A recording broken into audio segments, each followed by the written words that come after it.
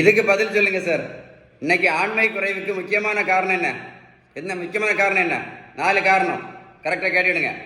Number 1 முக்கியமான காரணம் உடல் பருமன். Number 2 sugar. Number 3 pressure.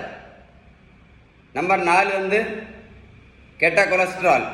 இந்த 4 தான் இன்னைக்கு ஆண்மை குறைவுக்கு முக்கியமான காரணம். கரெக்டா?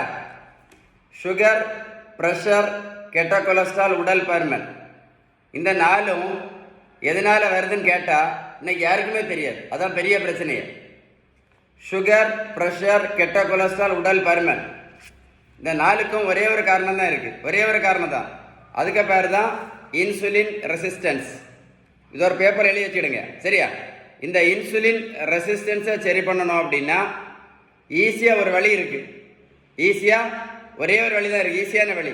அதுக்கு பேர் தான் பேலன்ஸ்டு டயட்.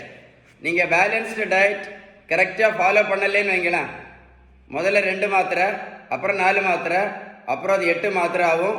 அப்புறம் வாழ்க்கை முழுவதும் இன்சுலின் போட வேண்டியது இருக்கும். அது மட்டும் இல்லை, ஒரு நாளைக்கு 4 மாத்திரை சாப்பிட்டா ஒரு வருஷத்துக்கு மட்டும் 1460 மாத்திரை இன்னைக்கு நிறைய பேர் சாப்பிட்டுட்டு இருக்காங்க. 8 மாத்திரை 10 மாத்திரைலாம் சாப்பிட்டுட்டு இருக்காங்க. டெய்லி 15 மாத்திரை சாப்பிடக்கூடியவங்களே இருக்காங்க. இந்த பெரியவங்களை பாருங்க, 42 கிலோ வெயிட் குறைச்சிருக்கோம். 128லேருந்து 86 கிலோ. ப்ரோட்டீன் பவுடரும் கொடுக்கல, மாத்திரையும் கொடுக்கல, ஜூஸும் கொடுக்கல, ஊசியும் போடல. இந்த பெரியவங்களை போய் நான் ரோட்டில் போய் நான் ஓடக்கும் சொல்லலை. நான் கொடுத்தது எல்லாமே பேலன்ஸ்டு டயட் மட்டும்தான். நான் கேட்ட கேள்வி கரெக்டாக இருந்தால் இந்த வீடியோ லைக் பண்ணி கமெண்ட்ஸில் OES அப்படின்னு டைப் பண்ணுங்க. வீடியோ மறக்காமல் சேவ் பண்ணி ஒரு கூட போட்டு கேளுங்க. சரியா? வீடியோ மறக்காமல் உங்கள் ஃப்ரெண்ட்ஸுக்கு ஷேர் பண்ணி கொடுங்க. ஷேர் பண்ணி கொடுத்தீங்கன்னா இந்த மாதிரி மாத்திரை இன்சுலின் போடக்கூடிய நிறைய பேருக்கு யூஸ்ஃபுல்லாக இருக்கும்.